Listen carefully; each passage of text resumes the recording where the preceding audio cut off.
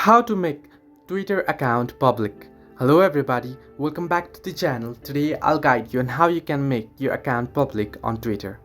Now to do so, first open up the Twitter app and head into your profile by tapping on the profile icon at the top left corner of your screen, and then head into settings and support option that you can see at the bottom of your screen. Tap on it and you'll get the option settings and privacy.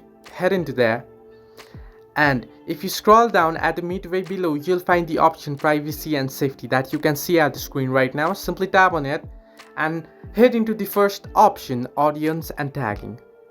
On audience and tagging, you can see protect your tweets. You can read that only current followers and people you approve in the future will be able to see your tweets. What you want to do is simply toggle that switch off, and once you do this, all the general public will be able to see your tweet.